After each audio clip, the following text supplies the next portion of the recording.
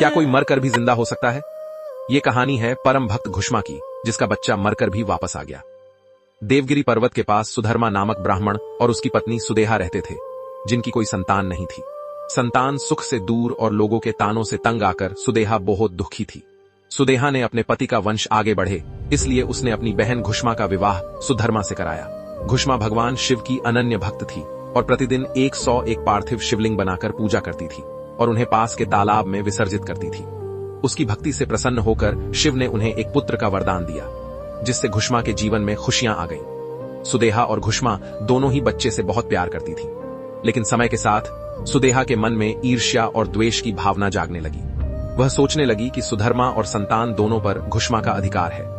यह भावना उसके मन में बढ़ने लगी। उधर घुष्मा का पुत्र बड़ा हो गया और उसका विवाह भी हो गया। सुदेहा, जो घुष्मा की सौत भी थी, को यह सुख रास नहीं आया और ईर्ष्यावश एक रात उसने घुष्मा के पुत्र की हत्या कर उसे उसी तालाब में फेंक दिया जहां घुष्मा शिवलिंग विसर्जित करती थी।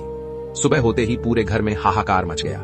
सुधर्मा और उनकी बहू दोनों शोक में डूब गए, लेकिन घुष्मा ने अपनी दिनचर्या नहीं बदली और भगवान शिव की पूजा में लीन रही।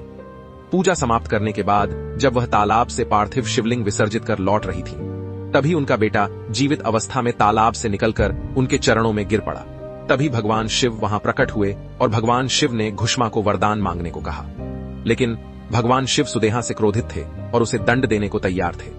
घुष्मा ने भगवान शिव से प्रार्थना की कि वे अपनी बहन को क्षमा करें और उसे दंड न दें। भगवान शिव घुष्मा की भक्ति से प्रसन्न हुए और उसकी दोनों प्रार्थनाएं स्वीकार की। जिस जगह भगवान शिवजी ने सुदेहा क्षमा किया और घुष्मा के पुत्र को पुनः जीवित किया, वो महाराष्ट्र का संभाजी नगर है। घुष्मा की भक्ति से प्रसन्न होकर शिवजी ने कहा कि वे यहां घृष्णेश्वर के नाम से सदा के लिए वास करेंगे। घृष्णेश्वर महादेव 12वें और अंतिम ज्योतिर्लिंग है। यह ज्योतिर्लिंग संतान सुख और पारिवारिक सुख शांति के लिए अत्यंत महत्वपूर्ण माना जाता है। यहां दर्शन करने से सभी पापों से मुक्ति मिलती है। प्राचीन काल में यहां घुष्मा ने 101 पार्थिव शिवलिंग बनाकर पूजा की थी, जिससे शिव बेहद प्रसन्न हुए थे। यही वजह है कि यहां मनोकामना पूरी होने पर 108 नहीं बल्कि 101 परिक्रमा की जाती है।